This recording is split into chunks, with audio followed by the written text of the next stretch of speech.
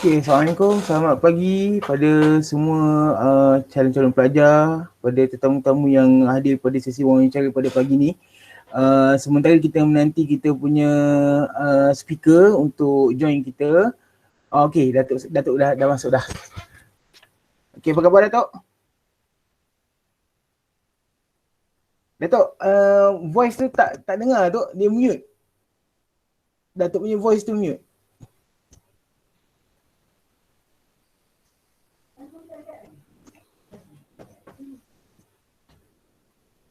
Okey. Okay Datuk. Boleh dengar Datuk? Boleh. Okay, alright. Sebelum you start, you update ni, who are the participants dalam ni? Okay, sebelum tu Datuk, untuk sesi pagi ni, kita ada calon-calon pelajar kita daripada seluruh negara. Maknanya kita punya invitation ni terbuka kepada semua yang ada tengok kita punya blasting baru-baru ni. Kemudian kita ada jemputan-jemputan khas ni yang Datuk maklumkan dengan saya tadi. Mungkin ada rakan-rakan Datuk daripada PDRM, daripada MACP dan MCPF, okey, daripada MCPF dan juga grup-grup personal ada. Ada grup personal Datuk sendiri lah, dan juga barisan pengurusan Saito juga ada bersama dengan kita. Mr. Ho ada dengan kita. Kita punya kaunselor-kaunselor daripada Saito University lah. Ya. Okay. Good. Okay, rasanya partisipan kita pada pagi ni pun lebih daripada 50 orang ni.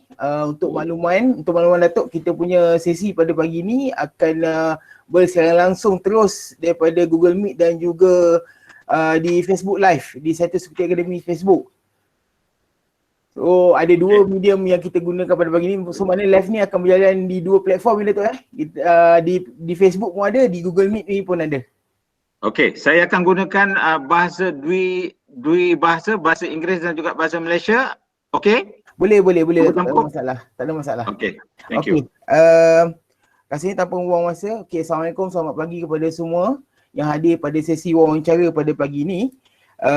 Okey, sebelum tu saya mengenalkan diri saya dahulu. Nama saya Muhammad Faiz bin Muhammad Arifin, selaku moderator pada sesi wawancara pada pagi ni yang akan membawa topik kepada Datuk, iaitu kerjaya bidang penguatkuasaan undang-undang dan juga keselamatan. Okey, sebelum kita mulakan sesi wawancara pada pagi ini, saya ingin memperkenalkan latar belakang sedikit tentang kita punya speaker pada pagi ini. Speaker kita pada pagi ini adalah yang berbahagia Associate Professor DCP Datuk Kamarudin bin Ismail, yang mana merupakan kita punya Ketua Pegawai Operasi di Saito University College dan juga pensyarah kanan di Saito University College. Sebelum tu beliau pernah berkhidmat bersama dengan PDRM lebih daripada 30 tahun, yang mana jawatan terakhir beliau adalah sebagai Ketua Polis Johor, dan juga pernah menyandang beberapa jawatan di dalam Polis Raja Malaysia, iaitu Timbalan Pengarah Latihan, Timbalan Pengarah Cawangan Khas, Timbalan Pengarah Narkotik. Dan selepas itu, selepas tamat perkhidmatan bersama dengan Polis Raja Malaysia, beliau berkhidmat bersama Malaysia Airport Berhad, iaitu sebagai Senior General Manager Airport Safety and Security. Okey, tanpa membuang masa untuk kita teruskan sesi pada pagi ni. So, suka saya nyatakan juga kepada kita punya penonton-penonton di Facebook Live, anda boleh klik di link di bawah tu. Kita sediakan link di bawah tu untuk anda terus ke platform Google Meet kita. Di situ nanti boleh diajukan soalan dan sebagainya lah. Okey, so tanpa membuang masa, saya menjemput speaker kita pada pagi ni yang berbahagia Associate Professor Datuk Kamarudin bin Ismail untuk meneruskan topik pada pagi ni. Dipersilakan Datuk. Assalamualaikum warahmatullahi wabarakatuh. Salam sejahtera kepada semua para hadirin pada pagi ini. Yang saya muliakan pengerusi majlis, Cik Faiz,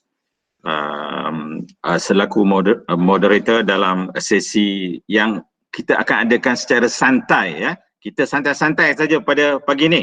Jadi tujuan saya pada pagi ini untuk bercakap, untuk menerangkan tentang kerjaya dalam bidang penguatkuasaan undang-undang ni sesantai yang boleh, supaya senang kita semua faham apa yang saya nak sampaikan pada pagi ini dari hati saya sampai ke hati para hadirin pada pagi ini. Topik saya ni kerjaya dalam bidang penguatkuasaan undang-undang dan keselamatan ini saya akan dengan ringkas saja. Saya akan bercakap pertama tentang apa yang kita maksudkan tentang bidang penguatkuasaan undang-undang dan adakah ia satu bidang yang profesional. Kedua, kerjaya dalam bidang penguatkuasaan undang-undang ni sendiri, dan Saito College University sebagai perintis dalam bidang penguatkuasaan undang-undang ni di Malaysia, ya. Dan peluang kerjaya anda sekiranya minat nanti selepas kita bersantai pada pagi ini untuk menjadi sebagai seorang pegawai penguatkuasaan undang-undang di Malaysia nanti. Kalau kita bercakap tentang penguatkuasaan undang-undang, ya, dalam bahasa Inggerisnya law enforcement, ya, kita tak boleh lari dari istilah law enforcement dalam konteks sistem keadilan jenayah, criminal justice system. Maksud dia di sini kita bercakap tentang penguatkuasaan undang-undang dalam sistem yang kita kenali sebagai sistem keadilan jenayah, ya, dalam konteks akademiknya. Apa dia sistem keadilan jenayah itu? Dia melibatkan pertama tiga subsistem besar, iaitu agensi-agensi yang menguatkuasakan undang-undang seperti polis, immigration, custom, JPJ, MACC, semua kementerian-kementerian yang mempunyai unit penguatkuasaan undang-undang. Itulah kita yang berada dalam sistem keadilan jenayah, termasuk mahkamah itu sendiri, dan juga hukuman, kepenjaraan. Maknanya dalam sistem keadilan jenayah ni, dalam sistem penguatkuasaan undang-undang ni, jika seseorang melakukan jenayah, maka dia akan diproses dalam sistem keadilan jenayah yang melibatkan agensi uniform tadi, mahkamah tadi, dan akhirnya setelah dijatuhkan hukuman akan dihantar ke penjaraan sebagai hukuman ataupun sebagai untuk merehabilitasikan orang yang dijatuhkan hukum tadi.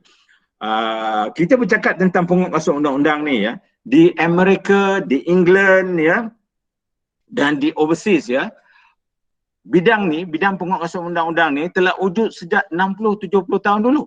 Sebagai contoh, semasa saya dalam PDRM, saya dihantar ke Amerika menuntut bidang ni, belajar bidang law enforcement ni 30-40 tahun dulu. Jadi bermakna sistem keadilan jenayah ni dalam konteks ilmiah je telah wujud di US, di Amerika, bidang ni. Macam di US, macam di England, siapa yang ambil bidang penguatkuasaan undang-undang ni selalunya mereka lah akan menyertai agensi uniform seperti polis, immigration, custom, kalau di US FBI, kalau di England sana Scotland Yard dan sebagainya, ya. Inilah yang berlaku di overseas sejak 60-70 tahun dulu. Tetapi kita di Malaysia ni sejak 11 tahun dulu, Saito University telah menawarkan bidang penguatkuasaan undang-undang ni, yang mana bidang ni, ya, saya akan memperhalusinya lagi nanti, tentang skill-skill, tentang kursus-kursus yang perlu kita ambil dalam bidang penguatkuasaan undang-undang ni untuk menjadi seorang pegawai penguatkuasaan undang-undang yang profesional. Seperti juga di Amerika dan di England overseas lah, yang mana telah wujud bidang ni, saya kata tadi, 50, 60, 70 tahun dulu. Setelah saya berkata begitu, kita tanya diri kita, bidang penguatkuasaan undang-undang ni, adakah dia satu bidang yang profesional? Sebelum kita boleh menjawab soalan tu, kalau kita bertanya diri kita, kalau kita cakap tentang profesionalism, selalunya kita kaitkan dengan apa? Bidang accounting, finance, law, medicine, ya. Untuk menjadi seorang doktor, untuk menjadi seorang accountant, untuk menjadi seorang financial officer, dia memerlukan bidang yang saya sebutkan tadi, yang kita iktiraf dia sebagai satu bidang yang profesional. Jadi di sini kita tanya, adakah bidang penguatkuasaan undang-undang itu profesional? Sebelum kita boleh menjawab soalan itu, kita tanya, apakah ciri-ciri yang wajib ada, ya, dalam professionalism. Ya, sebagai seorang selalunya kalau kita lihat nak jadi doktor, nak jadi accountant, nak jadi lawyer, dia mesti ada skill, competence, skill, trade craft dan knowledge yang profesional. Kalau kita tinjau sebagai seorang doktor, kita perlukan bidang medicine. Kalau lawyer, kita perlukan bidang undang-undang. Kalau accountant, kita perlukan bidang accounting, finance. Jadi nak jadi seorang pegawai law enforcement officer, ciri-cirinya pun wujud dalam bidang law enforcement. Jadi sekiranya begitu, macam di US saya kata tadi, 50, 60 tahun, 70 tahun dulu dah ada bidang ni. Mempunyai ciri-ciri yang sama. Sekiranya kita bandingkan dengan seorang doktor, seorang accountant yang mana memerlukan skill tadi. Apa dia skill? Yang kita maksudkan, dalam bidang penguatkuasaan undang-undang. Penguatkuasaan undang-undang ni, kalau kita bercakap tentang kursus dia, bidang ni di satu universiti ya, kita akan tawarkan skill, trade craft ataupun competence seperti teknik investigation, pengurusan krisis, forensic science, undang-undang jenayah, criminal law, teknik kuatkuasakan undang-undang dan punishment, pengurusan krisis, yang mana semua ni, bidang-bidang ni adalah bidang-bidang yang akan memberi skill pada pelajar-pelajar yang mengambil bidang penguatkuasaan undang-undang. Ini adalah satu kelebihan yang wujud dalam bidang penguatkuasaan undang-undang. Jadi di sini kita simpulkan saja, selain daripada academic knowledge yang kita bagi seperti management, cyber security, security management, finance, accounting, management, ya, human resource. Selain daripada itu, yang skill ni tadi, 30% tadi yang saya repeatkan balik, yang mana dia melibatkan pertama crisis management, teknik investigation, forensic science, teknik kuatkuasakan undang-undang, crime and teori-teori jenayah, why people commit crime, OSHA, occupational safety and health, semua ini merupakan skill, semua ini merupakan trade craft. Jadi kita dalam kajian yang dibuat di Amerika, di England, bidang penguatkuasaan undang-undang ni adalah satu bidang yang profesional. Ini kita mesti faham betul-betul maksud penguatkuasaan undang-undang vis-a-vis profesionalisme. Sama. Dia mempunyai ciri-ciri yang sama dalam konteks profesionalism, ya. Okey. Setelah kita memahami ciri-ciri profesionalisme tadi, kalau kita halusi sikit lagi, dia mempunyai responsibility, accountability, dia mempunyai specialized knowledge, dia length of training. Nak jadi pegawai polis ke, immigration ke, custom ke, MACC ke, kita kena melalui latihan, training. Selain daripada itu juga, tiap-tiap agensi uniform saya sebutkan tadi, dia mempunyai autonomi dia sendiri. Dan memerlukan specialized knowledge. Kalau polis lah, immigration lah, custom lah. Kalau menjadi seorang pegawai MACC, dia memerlukan knowledge bidang law dan lain-lain, ya. Maknanya satu bidang yang profesional, satu bidang yang boleh kita katakan pada zaman kini, ya. Sekiranya kita nak menjadi seorang pegawai penguatkuasaan undang-undang di dalam agensi uniform, kita memerlukan bidang ni. Kita akan jadi lebih canggih lagi, lebih profesional lagi. Kita akan dengan senang-senang kita dapat menyesuaikan diri kita sebagai seorang penguatkuasaan undang-undang yang profesional. Kerana apa? Kerana kalau kita bercakap tentang law enforcement itself, tentang penguatkuasaan undang-undang tu sendiri, ya, dia melibatkan satu kaedah, satu teknik, satu skill bagi kita menguatkuasa undang-undang yang wujud dalam satu-satu negara. So maknanya ya, kita memerlukan skill tadi, kita memerlukan teknik-teknik, tradecraft untuk kita menjadi seorang pegawai penguatkuasaan undang-undang. Pertama, untuk menguatkuasakan undang-undang tadi tu, ya, yang wujud dalam satu-satu negara. Kalau di Malaysia, di Malaysia lah. Kalau di England lah. Kalau di US lah. Untuk apa? Untuk mengesan, untuk mencegah, deterrence dan hukum, dan untuk memulihkan mereka yang melakukan jenayah. Itulah maksud secara rumusan ya, maksud penguatkuasaan undang-undang yang berkisar, yang berputar dalam sistem keadilan jenayah. Pertama, the rights of the public, hak asasi manusia, nak dibalancekan dengan punishment tadi, hukuman tadi.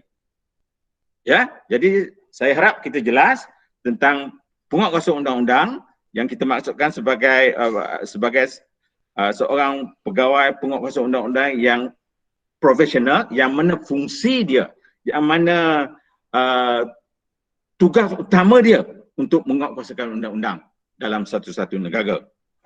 Demi untuk apa tadi? Saya kata tadi, mengesan, mencegah, deter, menghukum, memulih mereka yang melakukan jenayah yang bergolak, berkisar dalam sistem keadilan jenayah.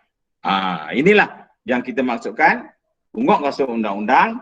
Kita maksudkan penguatkuasaan undang-undang yang profesional, ya, dalam konteks bidang penguatkuasa undang-undang. Dan ya, saya dah kata tadi, Saito University adalah universiti yang pertama yang menawarkan bidang ni, ya, yang mana kita menawarkan program penguatkuasaan undang-undang bukan saja di peringkat diploma, di peringkat ijazah, di peringkat masters dan PhD pada masa kini, yang menawarkan bidang penguatkuasaan undang-undang. Kita telah banyak sejak 11 tahun yang kita Saito University menawarkan bidang ni, kita dah banyak mengeluarkan graduan-graduan yang ada mempunyai bidang penguatkuasaan undang-undang. Dan kalau kita boleh cakap khas success story pun dah ada. Nanti sebentar lagi saudara Faiz kita akan tunjukkan apakah success story kita, apakah bidang-bidang yang kita tawarkan di Saito University. Okey. Jadi kita bercakap tadi, ya, bidang penguatkuasaan undang-undang, kerjaya dalam agensi uniform, bukan saja uniform. Bidang ni sesuai untuk agensi uniform, dah pastilah seperti apa tadi, JPJ, Custom, Immigration, PDRM, Bomber, MACC, Maritime, by Air, by Sea dan sebagainya. Termasuk juga kementerian-kementerian yang mempunyai agensi unit penguatkuasaan undang-undang. Bidang ni memang sesuai sangat, ya. Bagi juga ramai juga success story kita, pelajar-pelajar yang telah menyertai ATM, laut, udara dan darat. Selain daripada local authority, local council, majlis tempatan, ya. Selain daripada agensi dadah kebangsaan, jabatan perhutanan, semua memerlukan pegawai penguatkuasaan undang-undang. Jadi bidang ni memang satu bidang kerjaya yang meluas. Ya, di samping itu juga bukan saja agensi uniform kerajaan, termasuk juga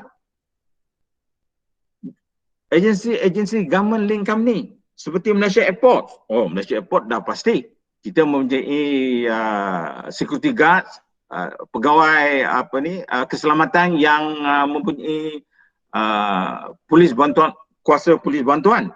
Kita mempunyai airline yang perlukan menguatkuasaan undang-undang, sebab kalau di airport, di airlines, ya, kita perlu akur pada dasar-dasar ICAO, iaitu International Civil Aviation Organization, IATA Airlines, yang mana pegawai keselamatan kita, pegawai penguatkuasa undang-undang yang menjaga keselamatan airline tadi, yang menjaga keselamatan airport tadi, memerlukan skill-skill yang saya sebutkan tadi. Ya, kalau GLC selain daripada airport TNB, seaport, prasarana, dan juga seperti saya sebut tadi, Kementerian Dalam Negeri, Home Affairs, dan pasti Kementerian yang baru-baru ni kita dijemput untuk melatih anggota-anggota yang dalam trade industry ni, yang domestic trade industry, yang menguatkuasakan undang-undang yang jaga tu, supaya kedai-kedai tidak naikkan harga, ikut akur pada undang-undang yang ada. Jadi bidang ni, bidang penguatkuasa undang-undang ni yang di satu universiti ni memanglah sesuai untuk semua agensi yang menjalankan penguatkuasa undang-undang, termasuk kementerian dan juga termasuk dalam sektor swasta. Ramai pelajar-pelajar kita yang dah menyertai airlines.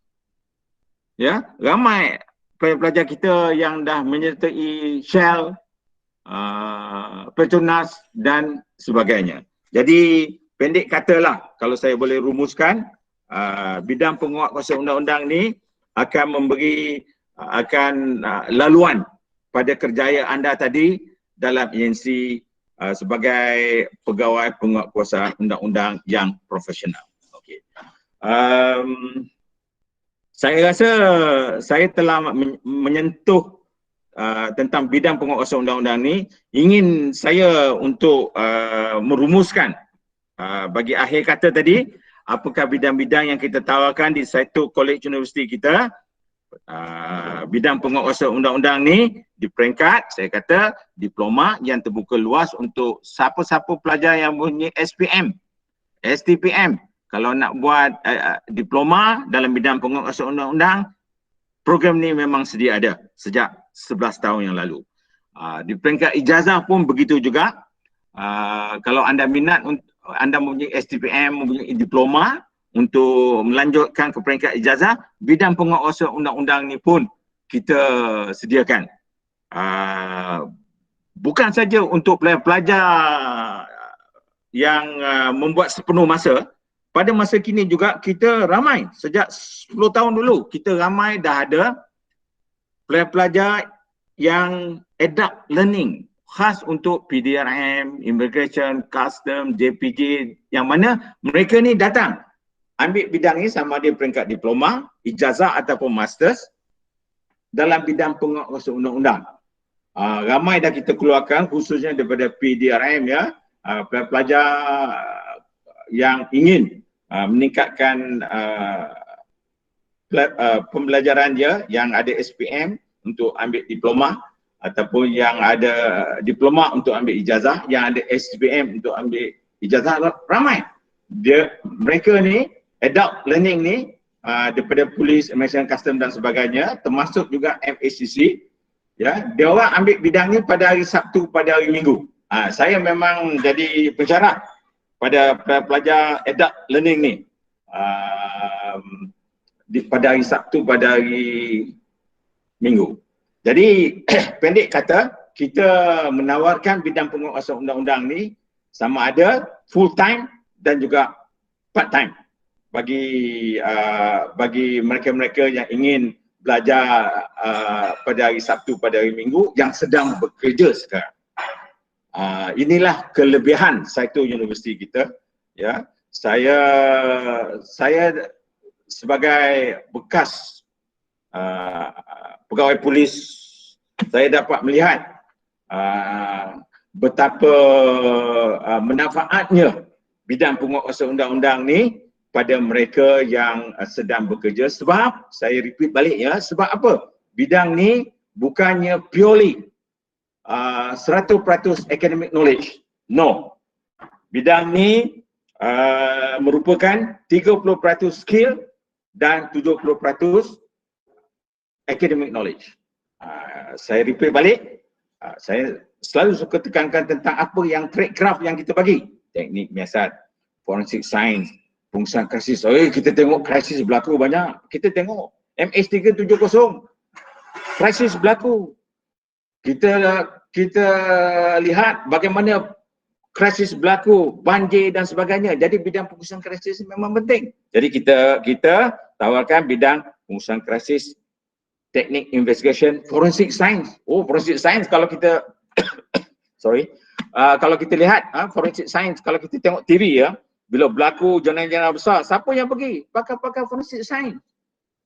Inilah tradecraft, skill yang kita bagi pada pelajar-pelajar yang mengambil bidang penguatkuasaan undang-undang.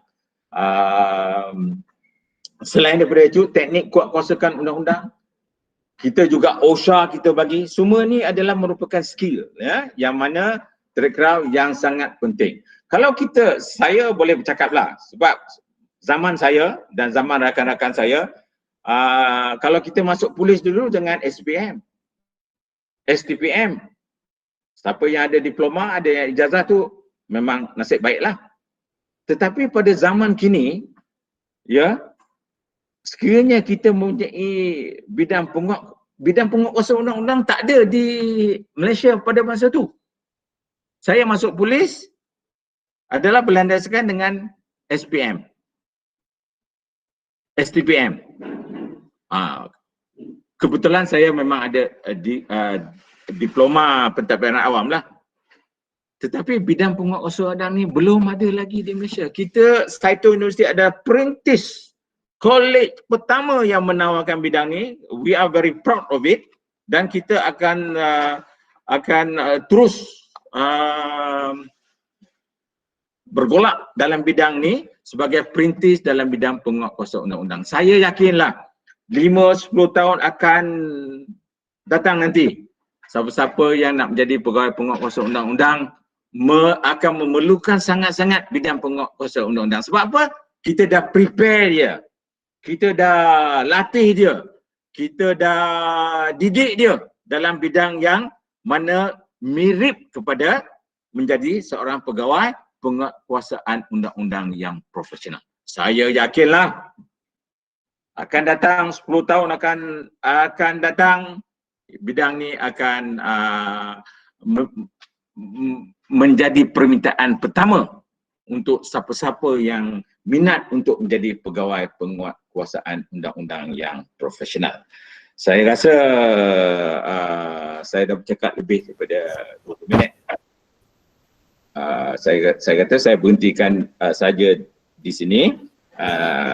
Taklimat santai kita pada pagi ini ya, supaya saya harap apa yang saya nak sampaikan pada anda tadi telah dapat dihayati, telah akan sampai daripada hati saya ke hati para hadirin pada pagi ini, supaya dapat sekurang-kurangnya memberi laluan anda, kerjaya anda pada masa depan. Okey, saudara Faiz, saya rasa saya berhenti di sini. Ya, Tok. Kita akan tengok apa video-video yang saudara Faiz nak tayangkan pada pagi ini. Okey, baik, terima kasih Datuk atas penerangan secara ringkas tapi padat, penuh dengan isi pada topik pada pagi ni. Dan juga kata bagi sedikit ringkasannya, maknanya bidang penguatkuasaan undang ni di Saito University College boleh diguna pakai oleh semua agensi penguatkuasaan di Malaysia lah. Itu secara amnya. Okey, Datuk, nanti kita akan buka Q&A, iaitu pertanyaan dan persoalan daripada para pelajar ataupun tetamu kita pada pagi ni. So pada yang ada di Google Meet ni boleh mengajukan soalan di ruangan chat dan saya akan bacakan satu persatu. Jika ada secara live pun boleh. Okey, Tok, sementara tu kita roll VT dulu. Kita ada beberapa video yang kita sediakan untuk tatapan tetamu kita. Okey, boleh kita roll VT dulu? Ya, carry on.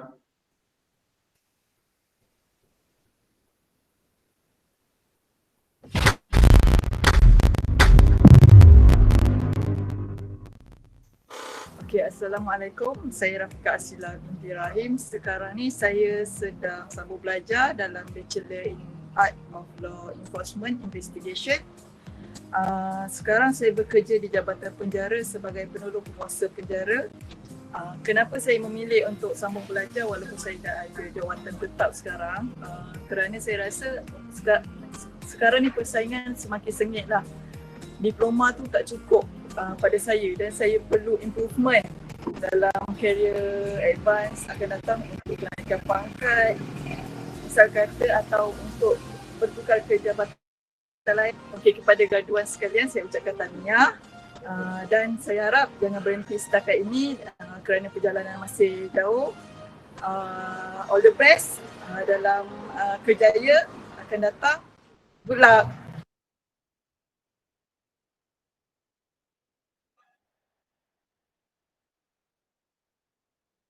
Okey, itu antara VT kita punya, antara kita punya alumni yang dia tu daripada diploma penguatkuasaan undang-undang kita yang sekarang sudah berkhidmat bersama dengan Jabatan Penjara dan kini menyambung pengajian di peringkat ijazah melalui program weekend classes kita yang masih lagi mengikuti pengajian dan juga ramai lagi. Nanti kita akan share lagi kita punya testimoni alumni kita yang telah berjaya. Okey Datuk, kita ada beberapa soalan ni daripada platform Instagram ni. Ada soalan daripada Azim di Instagram. Okey Datuk, boleh saya bacakan Datuk? Ya, silakan. Okey, Datuk, sekiranya pelajar habis dalam program ni, adakah pelajar terus akan diserap untuk bekerja Datuk? Okey, pertama di mana-mana institusi pengajian ya, kita belajar, kita dapatkan diploma kita dapatkan ijazah kita, masters kita dan sebagainya, tetapi tak ada satu institusi yang boleh terus menerapkan anda ke jawatan-jawatan yang sedia ada. Di Malaysia ni, sekiranya anda mempunyai bidang penguatkuasaan undang-undang ni, anda habis belajar seperti yang kita tengok tayangan video tadi, anda kena memohon kepada melalui SPA ya, itu untuk jadi sebagai pegawai kerajaan. Khususnya pegawai penguatkuasaan undang-undang, kalau polis ke immigration ke penjara ke tadi yang kita tengok, kita kena memohon melalui SPA. Itu adalah syarat yang kita kena akur ya pada di Malaysia ni. Kita tidak anda tidak diserapkan terus ke jabatan-jabatan yang agensi-agensi yang sedia ada. Ya, betul. So secara ringkasnya bagi yang ada pemegang diploma tu nanti boleh memohon kalau kita ada platform SPA 9 sekarang untuk di agensi kerajaan, boleh mohon di situ lah Datuk. Betul lah Datuk Ya, betul. Okey. So Datuk, soalan kedua ni daripada Hakim. Sekiranya saya ada dalam jurusan berlainan daripada jurusan penguatkuasaan undang-undang ni, adakah saya juga boleh bekerja dalam badan beruniform?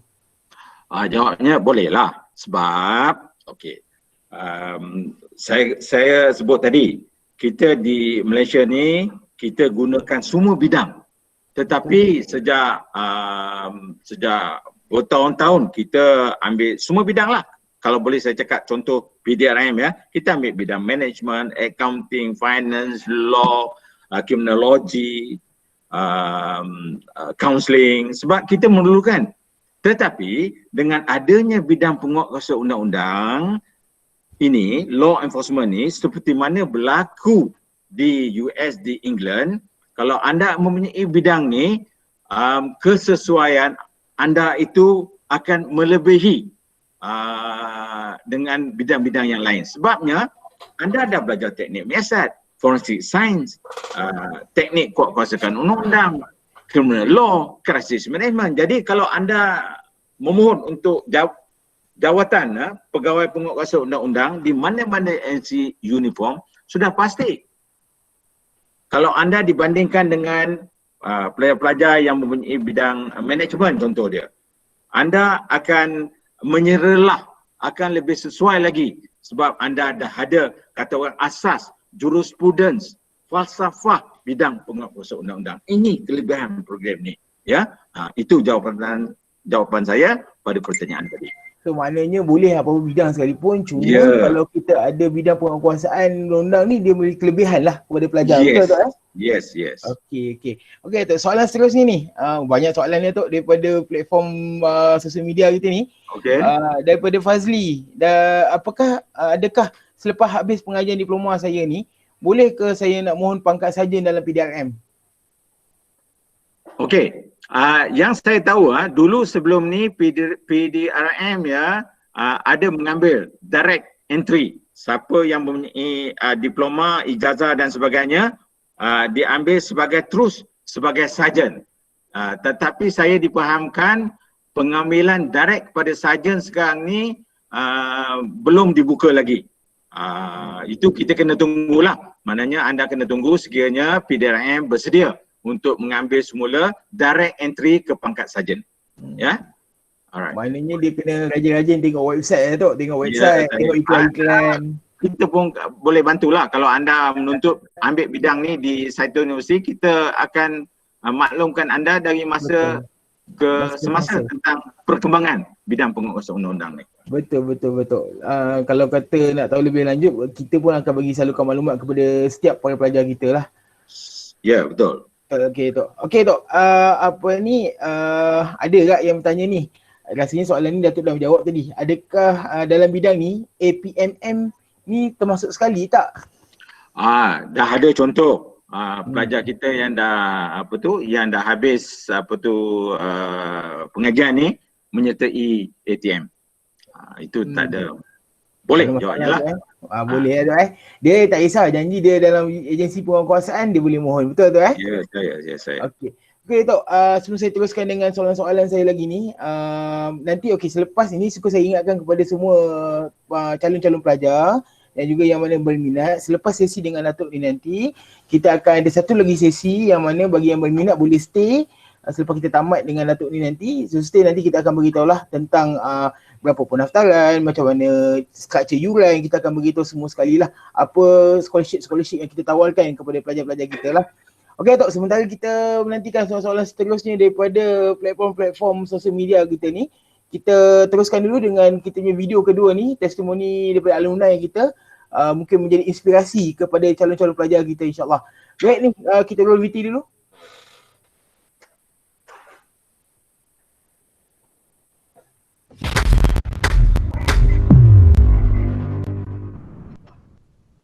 Hai semua, nama saya Klinsmana Anabid. Saya adalah bekas pelajar diploma penguasa undang-undang dan pentadbiran. Dan kini saya sedang melanjutkan ijazah penguasa undang-undang penyiasatan. Kerja sambil belajar ini adalah satu cabaran bagi saya kerana saya kena fokus dalam tugas dan pelajaran saya. Lagi-lagi sekarang saya telah mempunyai sebuah keluarga. Yang terakhir, dengan adanya ijazah saya ini, saya yakin masa depan saya lebih terjamin. Okey, antara sebab saya lanjutkan ijazah saya ini, pegawai saya sendiri memberi pendapat kepada saya supaya teruskan ijazah saya kerana saya dapat ke peringkat yang lebih tinggi. Sebagai contoh, dapat kenaikan pangkat. Yang nombor dua, kos yang saya ambil adalah berkaitan dengan bidang tugas saya sekarang. Untuk yang terakhir, saya ucapkan selamat maju jaya pada junior-junior setara saya. Dalam hidup ini tak ada benda yang mudah. Jadi pesanan dari saya, nak dengan tak nak je. All the best semua.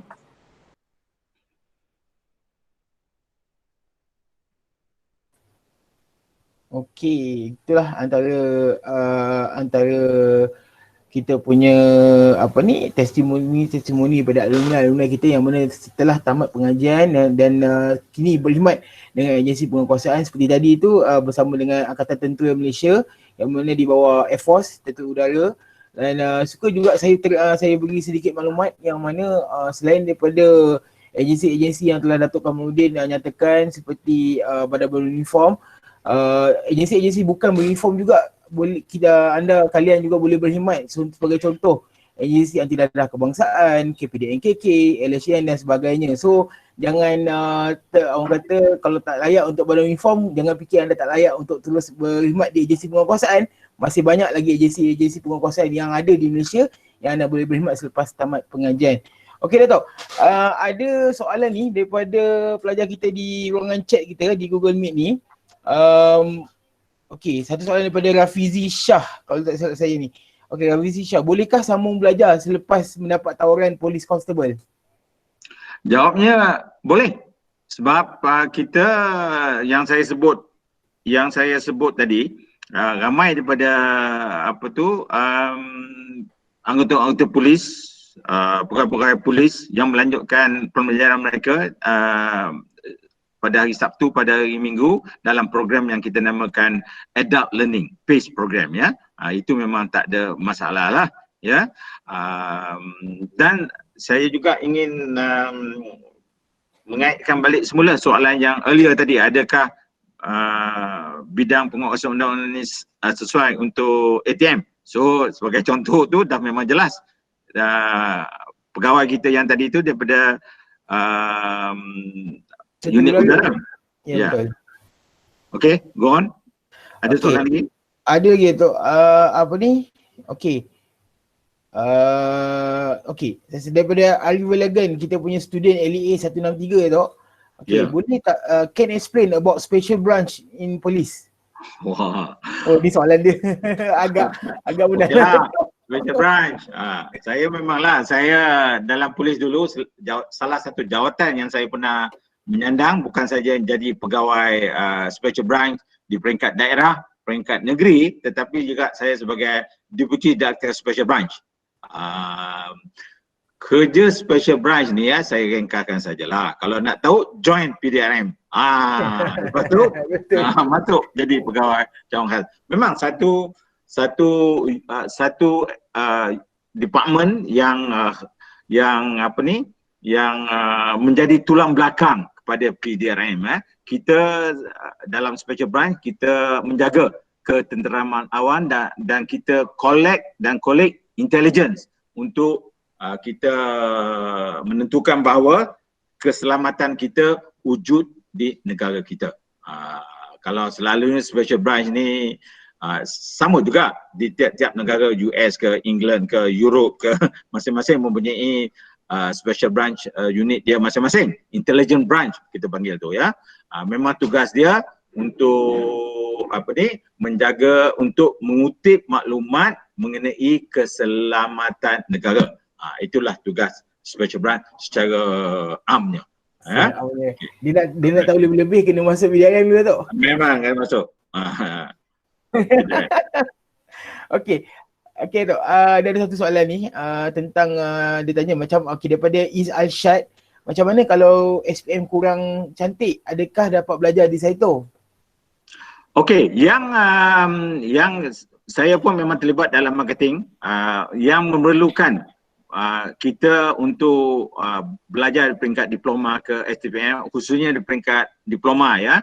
Kalau kita mempunyai SPM, kita ada 3 kredit saja cukup untuk kita mengambil apa jua program yang ada di Saito University, termasuk juga program penguatkuasaan undang-undang. Abang Faiz pun memang buat marketing. Dia tahu syarat untuk kita register sebagai pelajar di Saito University di peringkat diploma.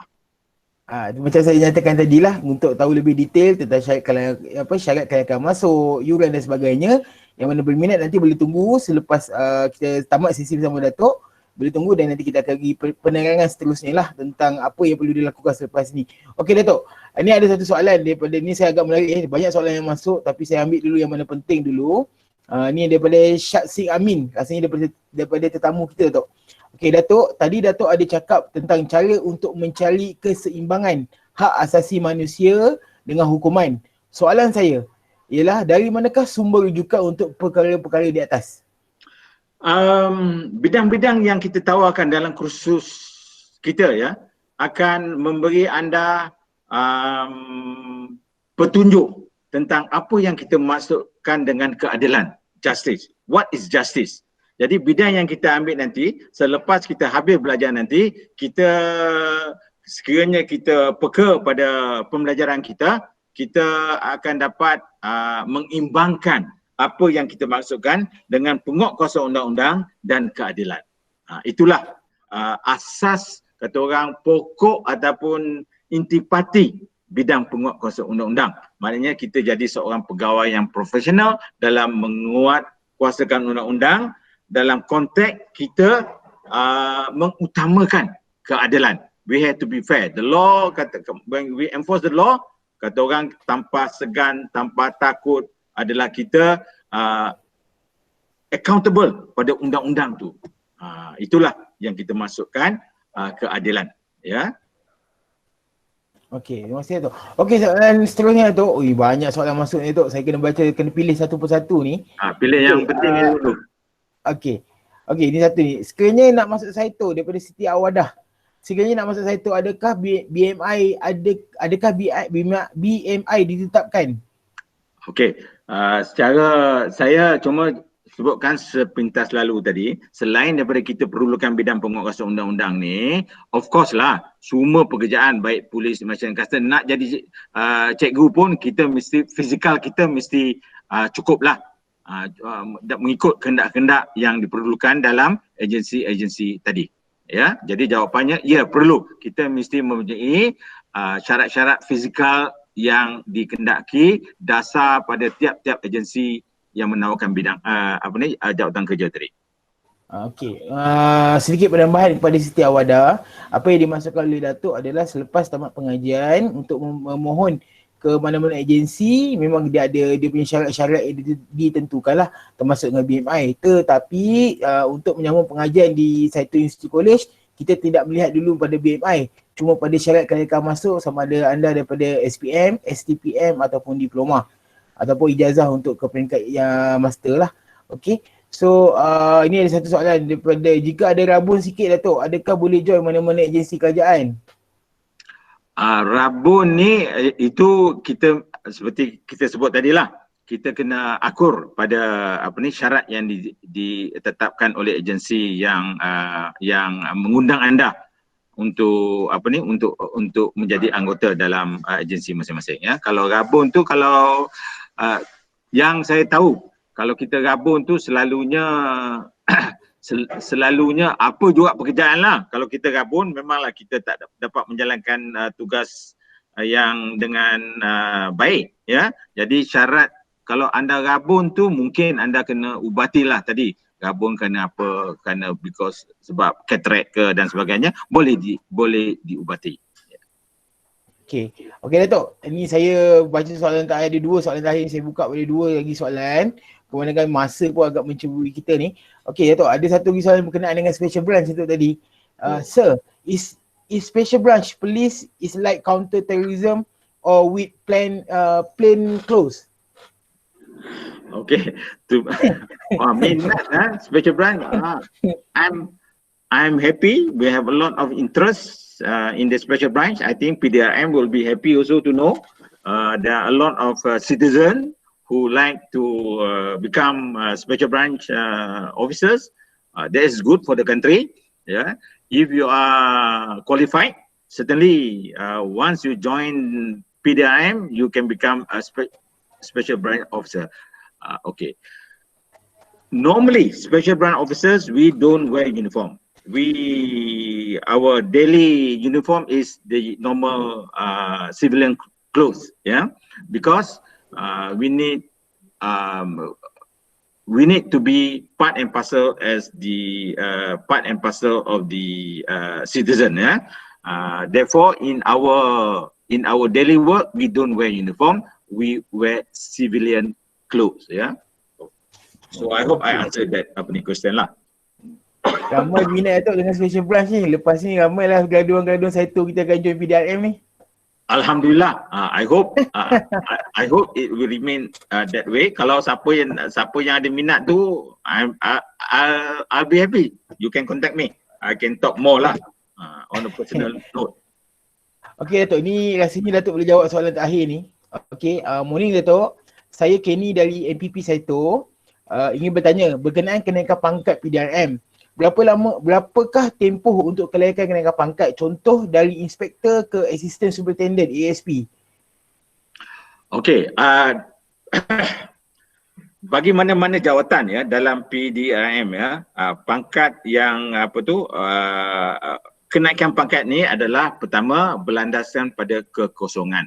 Selalunya PDRM akan melakukan kenaikan pangkat dari masa ke semasa, berlandaskan pada kekosongan.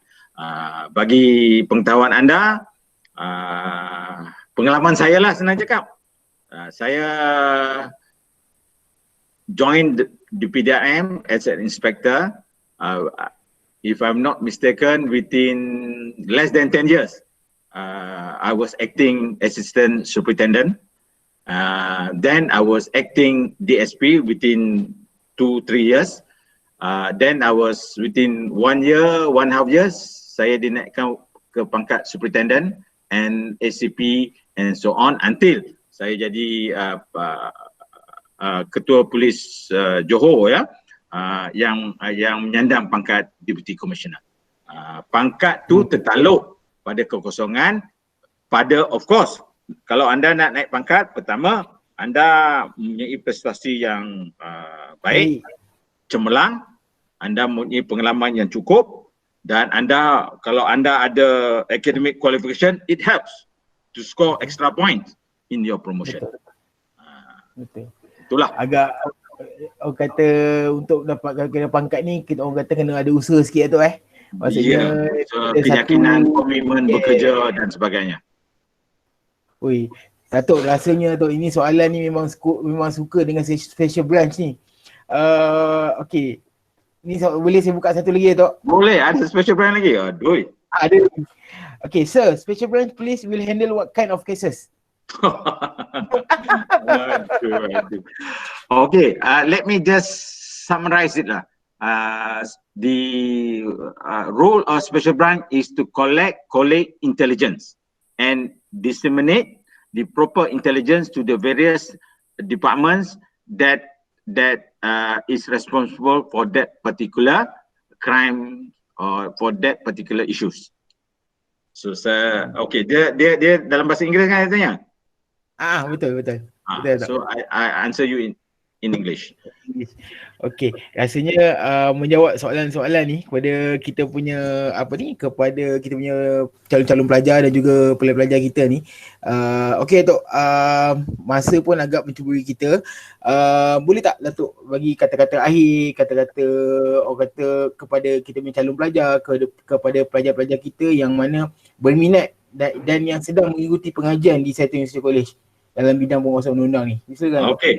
Bagi pelajar yang sedia ada ataupun yang bakal akan ada, pertama kita fahamlah, we are under COVID situation, under the ancaman COVID, particularly sekarang ni kita melalui situasi MCO, walau apa pun keadaan yang kita hadapi sekarang, pembelajaran tu tetap Saito University utamakan. Kita tetap akan menawarkan pada pelajar.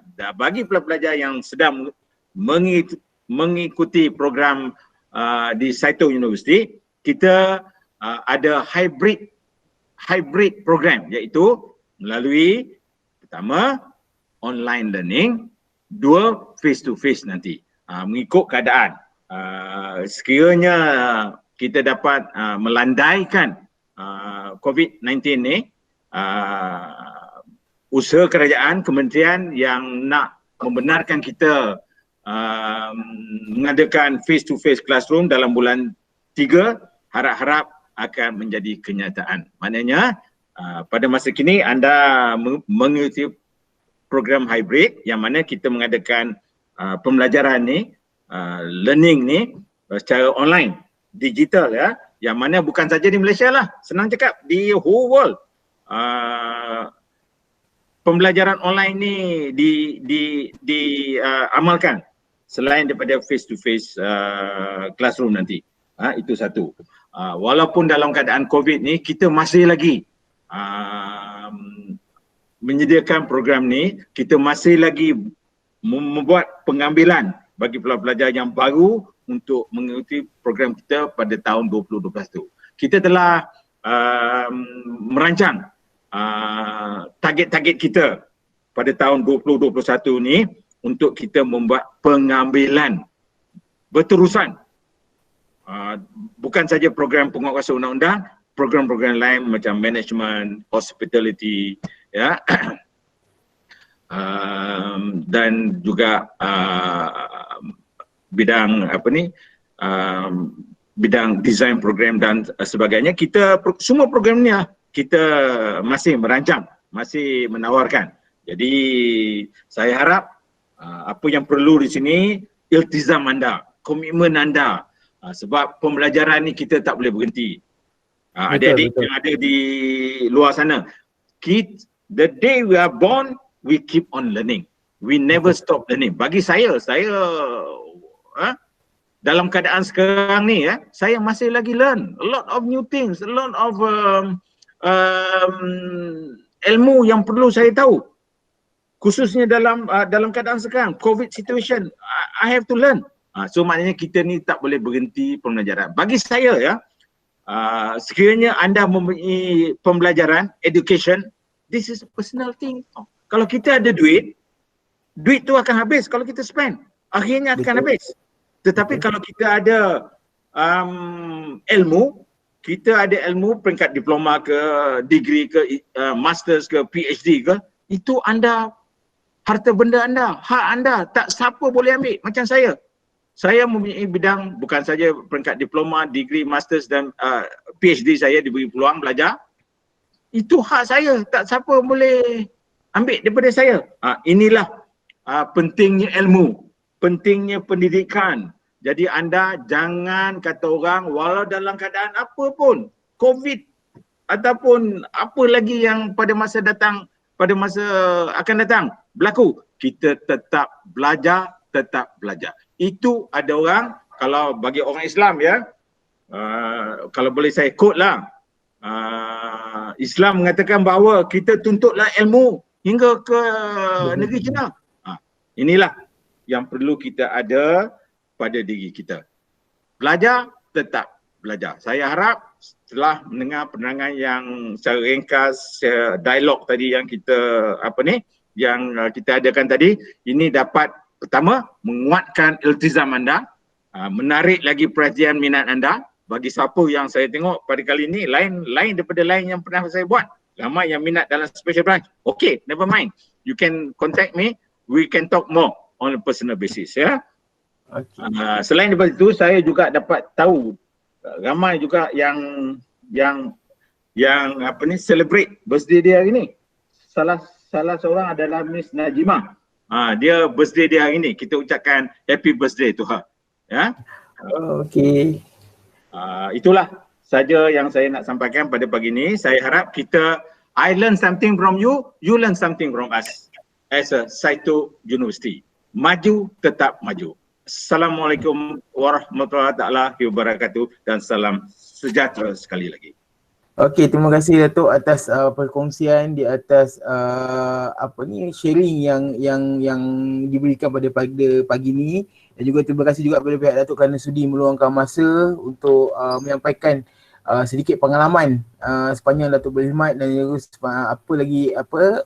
tentang bidang pengajian di Saito University College. Terima kasih sekali lagi Datuk atas perkongsian pada pagi ni. Terima kasih. Assalamualaikum. Okey. Alright, kepada semua yang mana calon-calon pelajar kita, kepada kita punya tetamu kita yang mana nak stay untuk mengetahui lebih lanjut tentang kita punya yuran, kita punya scholarship dan sebagainya, boleh stay dulu di ruangan Google Meet ni, Google Meet yang kita sediakan sekarang ni, dan juga di rakan-rakan kita di Facebook pun juga boleh stay, dan link untuk join Google Meet untuk sesi sharing berkenaan dengan yuran dan sebagainya, boleh klik di link Google Meet kita di Facebook tu. Kita ada nyatakan di bawah tu, boleh klik di situ dan boleh join.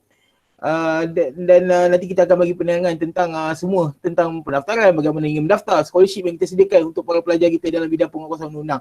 Okey, sementara itu terima kasih sekali lagi Datuk untuk sesi pagi ni. So kita tamatkan sesi bersama Datuk pada pagi ni, dan sedikit tatapan video buat semua pada pagi ni. Terima kasih Datuk. Terima kasih.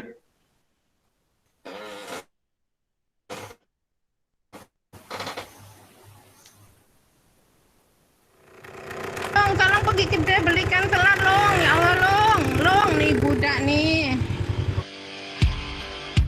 Pada suatu ketika dulu, saya adalah seorang remaja yang nakal. Kadang-kala, saya tidak patuh pada ibu bapa saya. Saya sering menghabiskan masa tanpa arah tujuan bersama rakan-rakan dan sering mengganggu orang. Seperti remaja lain, saya berharap dapat memperbaiki diri untuk menyambung pengajian ke universiti suatu hari nanti untuk mendapatkan pekerjaan yang baik dan mengubah kehidupan saya dan keluarga walaupun keputusan SPM saya agak kurang memuaskan.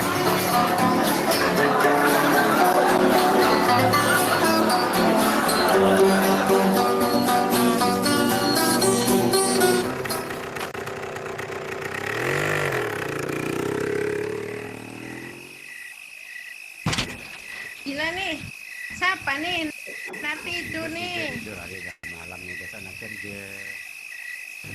Pada suatu malam, saya perasan di mana komputer riba saya berkelip menunjukkan isyarat mesej kepada saya. Mesej itu menyatakan dengan hanya 3 kredit SPM, saya layak mendaftar di College University Saito untuk kursus penguatkuasaan undang-undang. Apabila saya mendapati bahawa saya mempunyai 3 kredit dalam SPM, saya berasa sangat gembira. Bising lagi lah nih. Siapa nih? Dah malam nih nak tidur. Keesokan harinya, saya telah pergi mendaftar ke College University Saito dan di situlah tempat bermulanya perubahan kehidupan saya.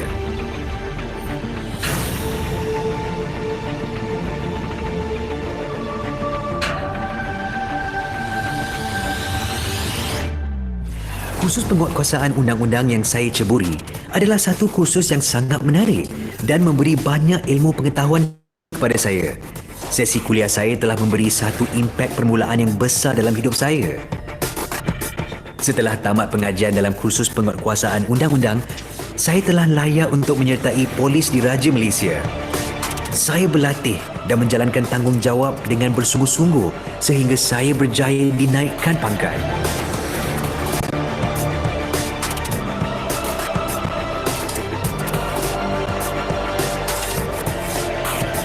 Terima kasih kepada College University Saito kerana dengan ilmu semasa saya belajar di sana, hari ini saya telah berjaya dinaikkan pangkat 3 paku ASP yang hanya berbekalkan dengan 3 kredit SPM saya.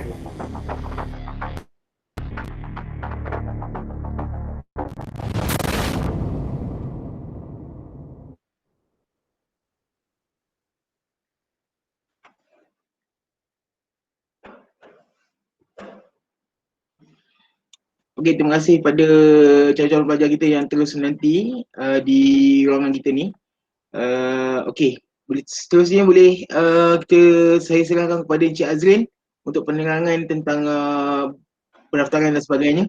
Dipersilakan.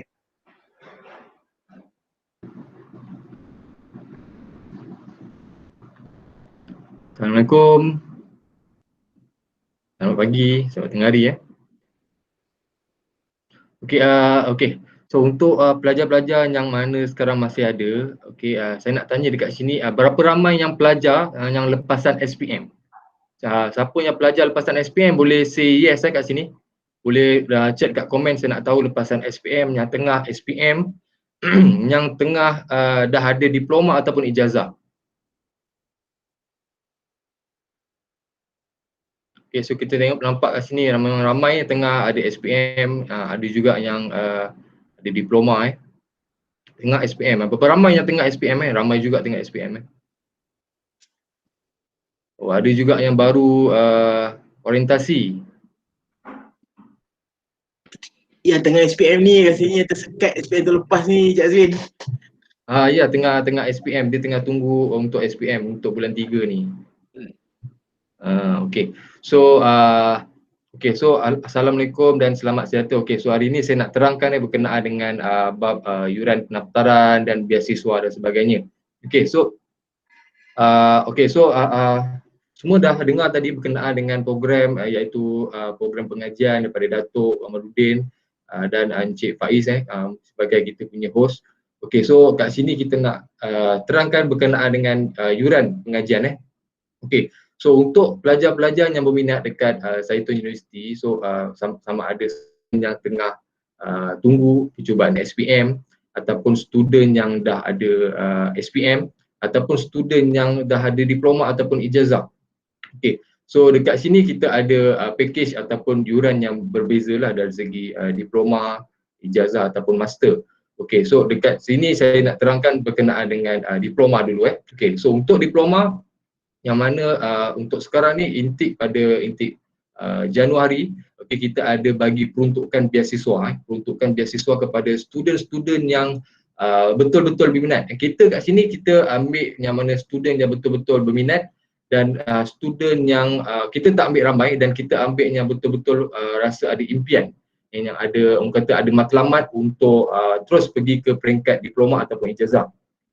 Jadi di sini kita punya terhad iaitu beasiswa kita terhad kepada 47 student sahaja untuk intake Januari ni, yang mana sekarang ni yang ada masih ada kekosongan dan sekarang ni masih ada kota iaitu beasiswa sebanyak 10,000, yang mana pelajar yang dapat tawaran ni iaitu package untuk Januari punya, so dia akan dapat tawaran beasiswa sebanyak 10,000. Okey, yuran untuk pendaftaran hanya sebanyak RM500 sahaja. Okey, so yuran pendaftaran RM500 yang mana pelajar akan dah boleh untuk masuk belajar lah. Okey, dan dia akan masuk orientasi dan sebagainya. So untuk student yang tengah percubaan, untuk student percubaan dia akan masuk untuk program pra-diploma ataupun kita ada buat satu program iaitu bulan 3 selepas selepas SPM. So pelajar boleh join untuk program untuk pra-diploma ataupun program untuk panggil sebelum awak masuk ke diploma lah. Okay, so student yang mana percubaan dia boleh join pada bulan 3 selepas selepas dah habis SPM. Okay, yang mana tengah SPM, so pelajar yang tengah ada SPM, okay, dia boleh terus untuk mendaftar dan boleh berurusan dengan kaunselor. Boleh berurusan dengan kaunselor yang ada sebelum ni ada dapat link kan, so itu adalah kaunselor anda. So boleh direct dengan kaunselor zone ataupun kaunselor yang telah bagi link pada anda, okay, untuk buat pendaftaran. So berapa ramai, saya nak tanya kat sini, berapa ramai student yang berminat kat sini? Boleh say yes berapa ramai student yang berminat, boleh say yes yang betul-betul minat. Saya nak tengok berapa ramai yang betul-betul minat kat sini. Okay, so ramai tu. Ramai, memang ramai kat sini kita tengok. Okay, so salah satunya kenapa anda perlu daftar sekarang sebab kita ada bagi peruntukan beasiswa. Beasiswa ni adalah terhad. So kita tak ambil ramai dan kita tak ambil kapasiti yang terlalu ramai. Jadi kita nak betul-betul student yang berminat. Okay, so student yang berminat perlu buat tindakan cepat. Okay, so perlu buat tindakan cepat dan kena ada kena kuat lah, kena orang kata terus direct berurusan dengan kaunselor, di mana kaunselor akan terangkan, kaunselor akan keluarkan satu surat tawaran, surat tawaran yang mana boleh tunjuk kepada ibu bapa cara untuk pendaftaran dan dokumen-dokumen apa yang disediakan pun nanti kaunselor akan berurusan dengan anda semua lah. Okay. Dan surat tawaran tu kita akan melalui by email dan boleh print dan boleh tunjuk kepada ibu bapa. Okay, so pada pelajar yang tengah menunggu SPM ataupun tengah orang kata tengah nak ambil SPM pada bulan 2 ni, okay, so perlu fokus, hanya perlu mendapatkan 3 kredit SPM. Okay, untuk syarat kemasukan kita iaitu 3 kredit SPM. So ada 3 kredit SPM anda boleh masuk untuk pergi ke peringkat diploma. Okay, sekiranya yang ada dekat sini yang ada SKM tahap 3 tapi dia tak ada SPM, anda juga boleh untuk mendaftar untuk ke peringkat diploma. Okay, itu salah satu benefit sekarang ni ataupun salah satu package ataupun kata kementerian dah benarkan untuk student lepasan SKM tahap 3 boleh terus pergi ke peringkat diploma. Okay, so yang ada dekat sini saya rasa lebih daripada 10 orang yang rasa berminat dan ingin tahu tentang bab beasiswa ataupun layak beasiswa tu. So beasiswa ni adalah terhad. Okay, anda perlu terus direct pergi ke kaunselor Dan untuk peringkat ijazah, juga kita ada sediakan beasiswa. So beasiswa terhad kepada 35 pelajar, okay, untuk ijazah dan yuran pendaftaran juga RM500 sahaja. Okay, RM500 sahaja untuk anda boleh buat pendaftaran dan boleh juga berurusan dengan kaunselor masing-masing yang anda dapat link. Dan kat sini kita ada juga untuk program master. So master pun ada peruntukan beasiswa selepas pelajar tu. Okey, so sekarang ni master kita ada bagi peruntukan kepada 20 orang sahaja yang untuk master punya beasiswa. So pelajar master juga boleh berurusan dengan kaunselor. Yuran pendaftaran pun sama juga RM500 sahaja dan anda boleh terus direct berurusan dengan kaunselor dan kami akan terangkan berkenaan dengan tentang pembiayaan untuk pembiayaan PTBTN dan sebagainya. Okey. So selain daripada itu, okey, tentang bab beasiswa, tentang bab yuran pendaftaran saya dah terangkan. Dan yuran pengajian dia berbeza. Yuran pengajian berbeza. Yuran pengajian diploma lain, ijazah lain dan master lain. So untuk yuran pengajian tu kita ada pembiayaan daripada PTBTN. So tentang yuran pengajian susah untuk saya terangkan dekat sini sebab dia terlalu banyak. Kat sini kita punya student ramai. Jadi anda perlu berurusan dengan kaunselor dan kaunselor akan terangkan tentang yuran pengajian yang mana PTBTN akan bagi pembiayaan kepada anda. Okay, so apa yang saya boleh terang kat sini, anda kena perlu rebut peluang ni. Okay, peluang ni adalah datangnya orang kata sekali. Okay, kita kena orang kata kena kuat ataupun kena berusaha untuk dapatkan impian apa yang kita nak. Okay, jadi okay, so untuk terima kasih kepada student yang kita masih ada steam 41 student untuk sekarang ni. So sebelum saya in untuk live ni, ada tak beberapa soalan ataupun soalan-soalan lain yang student rasa ataupun ada lagi nak tanya sebelum kita in untuk live ni.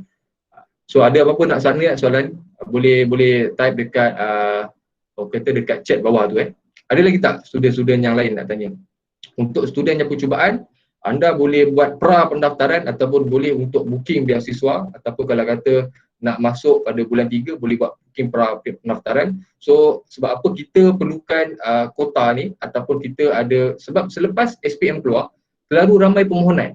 So bila terlalu ramai permohonan, jadinya dekat situ dekatnya kat situ student akan nak masuk tu orang kata bukannya mudah macam sekarang lah. Sekarang ni masih belum SPM belum keluar.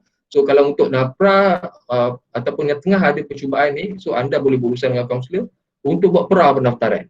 Okay, untuk dapatkan kota beasiswa tu. Okay, saya tengah orientasi minggu ni, adakah boleh juga untuk beasiswa? So anda yang tengah Fakrul Faiz yang tengah orientasi tu, Fakrul boleh berurusan dengan kaunselor. Sebab apa? Yang saya tahu sekarang ni yang tengah orientasi, diorang dah ada bagi peruntukan beasiswa lah kepada student tu. Sebab apa yang awak join tu, awak dah dapat untuk peruntukan beasiswa. So beasiswa ni masih ada lagi lah. Adakah kami pelajar yang tengah SPM perlu memohon untuk selepas dapat result SPM? So untuk yang tengah yang tengah percubaan SPM, untuk anda nak buat pra pendaftaran, boleh buat pra pendaftaran untuk dapatkan kota beasiswa tu. Sebab apa? Kita kat sini terhad. Jadi kalau nanti tak perlu nanti bulan 3 baru nak buat ataupun bulan 5 SPM baru rebut-rebut nak cari tempat untuk belajar kan. So macam sekarang ni kalau awak dah berminat dalam program ni, awak boleh buat pra pendaftaran dan selepas tu awak boleh masuk terus. Okey, lepas je bulan 3 nanti habis SPM, awak terus boleh join untuk pra diploma. Kita akan ataupun awak dah boleh join untuk program-program yang kita akan buat lah akan datang nanti bulan 3 nanti. So selepas habis SPM. So sekarang ni tengah SPM, awak boleh fokus pada SPM, dapatkan kelayakan yang cukup untuk awak sambung untuk pergi peringkat diploma. Okey, nak tanya berapa kos fees untuk satu semester untuk diploma. Okey, untuk kos fees yang tanya ni Haziq Yamato. Okey Haziq, untuk kos ni kita kena tengok kepada awak punya program. Saya tak tahu sama ada awak program diploma ke, ijazah ataupun master. So kalau awak nak tahu tentang yuran ataupun bab semester awak kena direct dengan berurusan dengan kaunselor sebab yuran ni berbeza-beza. So awak kena berurusan dengan kaunselor. Apa yang saya boleh cakap untuk sekarang ni, kita ada bagi peruntukan beasiswa kepada 10,000 untuk student dan terhad kepada kota yang ada. Okey, so untuk sekarang ni yuran pendaftaran RM500, awak boleh berurusan dengan kaunselor. Ingin tahu tentang bab yuran diploma, pengajian ataupun ijazah, untuk yuran pengajian ataupun yuran semester awak kena berurusan dengan kaunselor seterusnya lah. So awak ada kaunselor kan yang ada bagi link so awak boleh berurusan dengan kaunselor tu. Okay, kalau saya nak belajar ijazah tapi ada SPM, boleh saya masuk ke? Okey, proven. Okey, proven kalau ada ijazah, okey, ada SPM. Tengok kepada umur. Okay, kalau proven peringkat umur 21 ke atas, proven boleh kalau kata nak terus continue untuk ijazah. Kalau SPM kurang cemerlang. So kalau kata nak terus lompat ijazah boleh, tapi kena ambil satu APEL lah, ataupun ambil exam APEL. Exam APEL ni yang boleh lompatkan awak terus peringkat ijazah. Tapi kalau awak ada SPM, peringkat umur awak pun masih muda lagi. So kalau awak nak study untuk full time, saya galakkan awak ambil yang full time. Awak umur muda lagi, awak boleh ambil full time. Tapi kalau umur peringkat awak 21 ke atas, 23, 25, so awak ada komitmen, ada tanggungjawab yang awak kena bayar kan. So awak boleh terus ambil APEL. Kalau awak rasa awak nak lompat ijazah pun boleh, tapi awak kena ambil exam APEL tu dulu. Habis lulus exam APEL tu baru boleh continue untuk ijazah. Okay. Ada lagi tak soalan selain daripada tu? Terima kasih. Okay, so untuk student yang masih berminat, okay, saya mengalu-alukan untuk kedatangan student-student yang tengah tunggu percubaan SPM boleh buat pra pendaftaran untuk dapatkan kota beasiswa dan untuk dapatkan surat tawaran yang kita akan proses sebagainya. So awak boleh join untuk pra diploma nantilah selepas habis SPM. Dan kedua, student yang tengah ada SPM nak terus daftar pun boleh, dan sekarang kita masih buka lagi, okay, untuk intake dan boleh berurusan dengan kaunselor, dan ijazah pun sama juga ataupun master. So ada apa-apa pertanyaan boleh berurusan dengan kaunselor. So, kaunselor anda akan terangkan lebih detail tentang yuran pengajian dan seterusnya. Sekiranya saya tidak ada 3 kredit, hanya lulus sahaja boleh ke masuk. Okey, kalau awak tak ada 3 kredit, awak nak masuk, kita tengok pada umur. Okey, kalau kata umur awak 21 ke atas, okey, awak ada betul minat, so awak boleh apply ataupun awak kena ambil exam APEL dulu. So exam APEL ni yang boleh melayakkan awak untuk pergi ke peringkat diploma ataupun ijazah lah. Tapi kalau awak lepasan umur 18 tahun, SPM tak ada 3 kredit, awak kena tunggulah umur 21 baru ambil exam APEL. Tapi saya galakkan ataupun yang kalau Rafizi Syah ni kalau tengah SPM ataupun tengah percubaan, cuba skor, dapatkan 3 kredit. Okey, fokus kepada awak punya yang awak rasa target yang awak nak dapat result tu. Okay, kalau awak rasa awak boleh dapat 5 kredit dalam subjek-subjek yang awak rasa awak fokus, awak kena dapatkan subjek tu, fokus subjek tu dulu. Macam mana nak apply? Macam mana nak apply tu awak boleh berurusan dengan kaunselor. Sebab apa, sebelum ni awak masuk link ni, awak ada dapat WhatsApp ataupun daripada info daripada kaunselor. So awak boleh WhatsApp balik kaunselor tu untuk berurusan tentang pendaftaran. Okay. SPM percubaan, SPM sudah. Okey, kalau percubaan awak SPM sudah, tak apa, awak boleh berurusan dengan kaunselor untuk awak buat pra pendaftaran untuk dapatkan kota beasiswa untuk intake yang akan datang selepas awak SPM. Sama-sama. Okey. So saya ada SBM tapi lupa sama ada kredit ada ke tak. Okey, SBM awak tak ada kredit. SBM awak ada dia punya syarat pointer dia. Okey, so untuk SBM kalau awak dapat 2.0, awak dah boleh masuk untuk ke peringkat diploma. SPM awak boleh pergi ke diploma. Awak nak tahu lebih lanjut sama ada awak punya kelayakan dilepas ke tidak, awak boleh berurusan dengan kaunselor. Kaunselor akan terangkan sama ada awak lepas atau tidak. So basically saya tengok kepada SBM sekarang ni syarat dia dah turunkan. Kebanyakannya SBM sekarang ni dah boleh masuk ke diploma lah. Jaranglah berlaku yang tak lepas untuk diploma.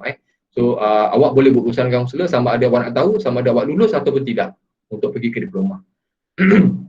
So itu saja. Kalau ada apa-apa berurusan yang nak tanya tentang macam mana nak daftar, nak dapatkan surat tawaran, awak boleh terus pergi ke kaunselor.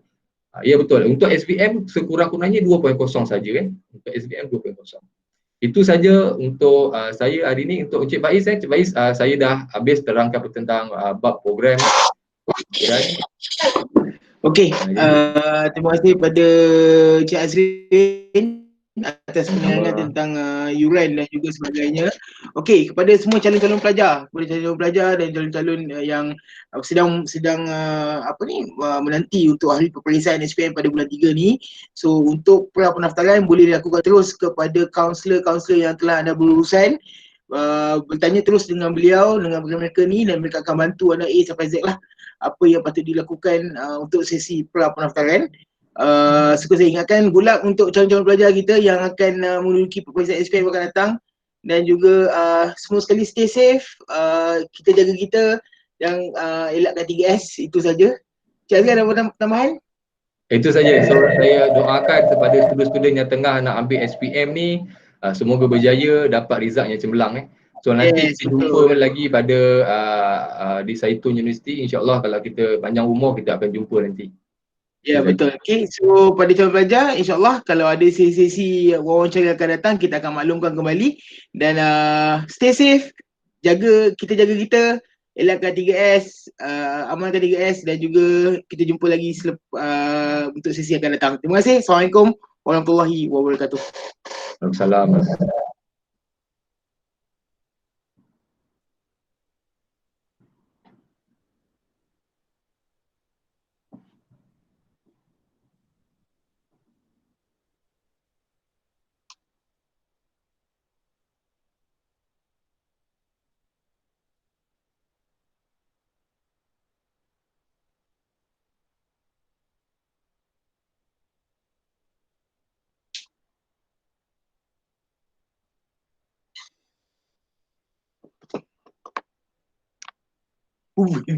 Ubin saja tu Ubin.